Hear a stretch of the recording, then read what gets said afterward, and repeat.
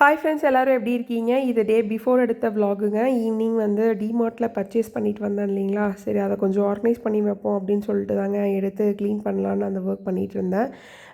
First already ஒரு small bottles வந்து நெஸ்டீஷியாஸில் order போட்டிருந்தாங்க.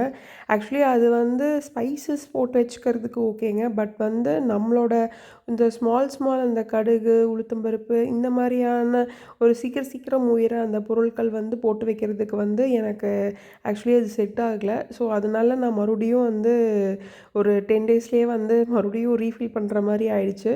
ஸோ அதனால தான் வந்து ஆல்ரெடி பார்த்திங்கன்னா இந்த பொருள் வந்து அம்மா வந்து யூஸ் பண்ணிகிட்டு இருந்தாங்க. ஸோ இந்த பாட்டில் நல்லா இருக்குங்கிற மாதிரி கன்வே பண்ணியிருந்தாங்க. அண்ட் டிமார்ட்டில் ரொம்பவுமே ப்ரைஸ் வந்து ரீசனபிளாக இருக்கிற மாதிரி தாங்க எனக்கு ஃபீல் ஆகுது. ஒரு 49 சம்திங், 40 ருபீஸ் சம்திங் அப்படின்னு தாங்க வரும். 50 ருபீஸ் சம்திங் தான், ரொம்ப காஸ்ட்லி கிடையாது. ஸோ ஒரு 6 செட்ஸ் வந்து ஃபஸ்ட்டு வாங்கி யூஸ் பண்ணி பார்க்கலாம் அப்படின்னு சொல்லிட்டு அதை தாங்க ஆர்கனைஸ் பண்ணிகிட்டு இருந்தேன். உண்மையாகவே குவாலிட்டி வைஸ் எனக்கு தெரிஞ்சு நல்லா இருக்கிற மாதிரி ஃபீல் ஆகுது.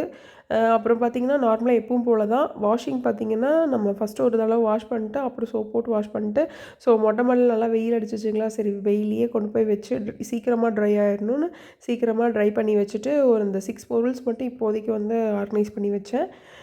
ஆர்கனைஸ் பண்ணிவிட்டு பார்த்திங்கன்னா எனக்கு இந்த மாதிரி குட்டி குட்டி ஜார்ஸ் கொஞ்சம் நிறையா வந்து இதாகிடுச்சு. இதில் என்னென்ன ஃபில் பண்ணி வைக்கிறதுங்கிறத எனக்கு கமெண்ட்டில் கன்வே பண்ணுங்கள். எனக்கு ஒரு கிளாரிஃபிகேஷன் கொடுங்க.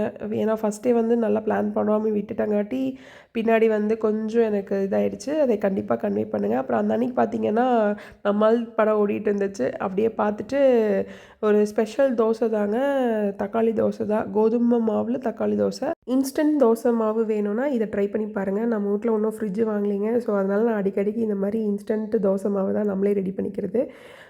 கோதுமை மாவு மட்டும் போட்டால் நல்லா இருக்காது இல்லைங்களா? ஸோ அது வெறும் இதாக இருக்காங்கிறதுக்காக கோதுமை மாவு கூட கொஞ்சம் ரவையும் கொஞ்சம் அரிசி மாவு, ஒரு 2 பல் பூண்டு, அப்புறம் வரமிளகா, இது எல்லாத்தையுமே தக்காளி கூட சேர்த்து அரைச்சி சிட்டுங்க. டேஸ்ட் நல்லா தான் இருக்குது. ட்ரை பண்ணி பார்த்துட்டு எப்படி இருந்ததுன்னு சொல்லுங்கள். நாளைக்கு ஒரு வ்ளாகில் பார்ப்போம். பாய்.